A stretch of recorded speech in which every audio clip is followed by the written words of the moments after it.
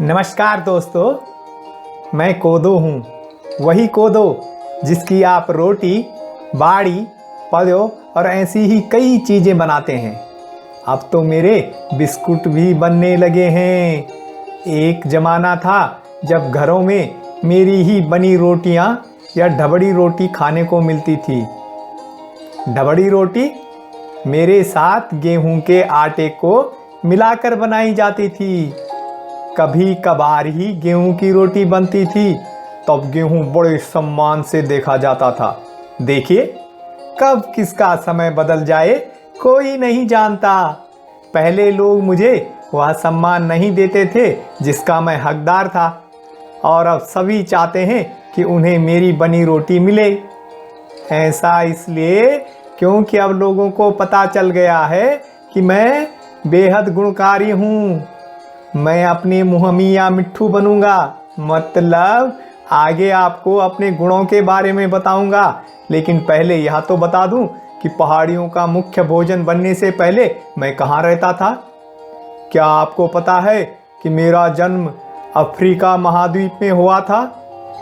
सिंधु घाटी की सभ्यता के समय मैं अफ्रीका से भारतीय प्रायद्वीप पहुंचा, और फिर मुझे हिमालय के पहाड़ प्रिय लगने लगे।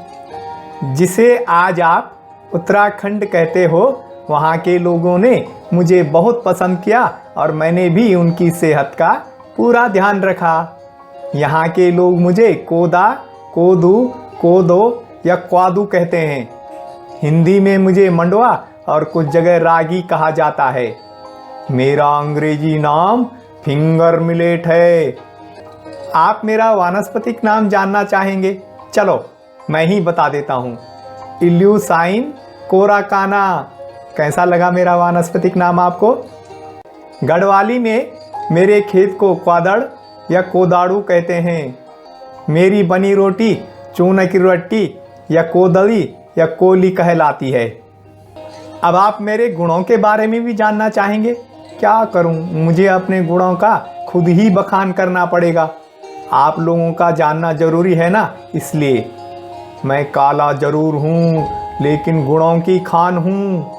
इंसान को स्वस्थ रखने में महत्वपूर्ण भूमिका निभाने वाले calcium, phosphorus, iodine, vitamin B, लौह तत्व, प्रोटीन, कार्बोहाइड्रेट, फाइबर और जिंक मुझ में पर्याप्त मात्रा में पाए जाते हैं। बढ़ते बच्चों को कैल्शियम और फास्फोरस की ज़रूरत पड़ती है, और इसलिए मैं उनके लिए बहुत लाभकारी होता हूँ।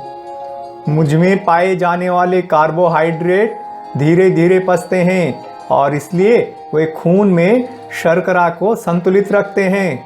मतलब डायबिटीज यानी शुगर के मरीज अगर मेरी बनी रोटियां या मुझसे बना कोई भी भोजन खाते हैं तो उन्हें फायदा मिलेगा।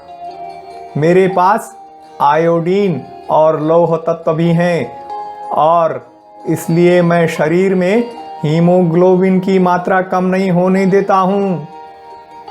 कहने का मतलब है, अगर आपको खून की कमी है तो अपने भोजन में मुझे शामिल कर दें।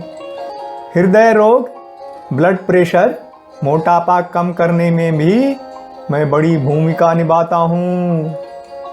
भोजन में मुझे शामिल करोगे तो कोलेस्ट्रॉल भी कम होगा। मैं जवानी भी बनाए रखता हूँ, क्योंकि नियमित तौर पर मेरा भोजन करने से झुर्रियाँ भी कम पड़ती हैं।